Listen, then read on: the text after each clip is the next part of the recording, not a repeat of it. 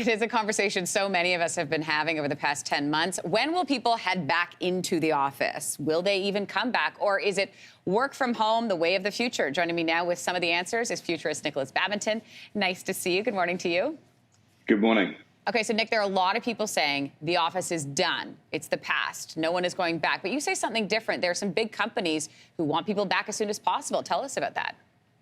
A lot of companies that develop new products and services that have explosive growth, really it comes from the collaboration, and that collaboration comes from being together. Very famously, Steve Jobs said that those water cooler conversations, the serendipity in the office, are the things that create some magic. And we're seeing that other places like Google and Netflix are also sharing that sentiment as well. And even companies like IBM said a couple of years ago that they're banning all remote working. So those people have to all come back into the office. So there's this tension right now around, do we stay remote working? It could be a benefit for some small companies, but it not so much for large companies that want to really drive profit. But what's going to happen next? Well, I think it's going to be a bit of a mix of remote and in office. Yeah, who do you think is going to be heading back in? What groups? Well, Dropbox has very famously said that they've put together an idea called Dropbox Studios, where you're going to have some people coming into the office for some of the time.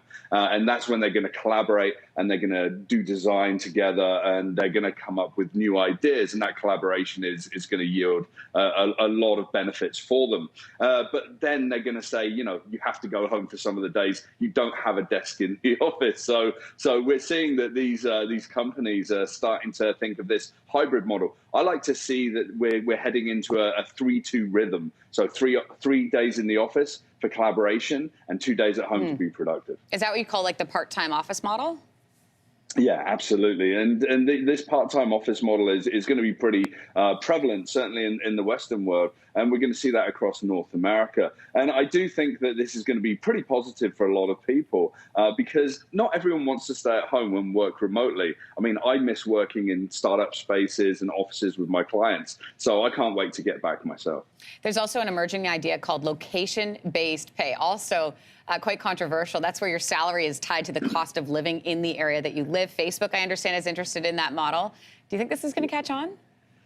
It's the idea that human resources have a strategy that say, if you don't want to live and work near to our HQ where it might be really expensive, say Silicon Valley, and you want to relocate, say out of Toronto into, say, somewhere like Muskoka or somewhere remote, that you actually reduce your pay, or maybe we pay you off with a bulk sum and then you take a 10% drop in pay. And we actually saw a company called Stripe do that recently.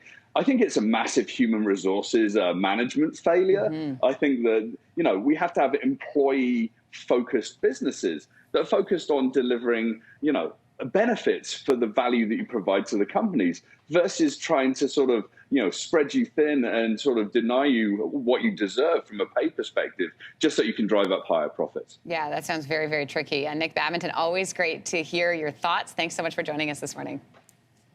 Have a great weekend.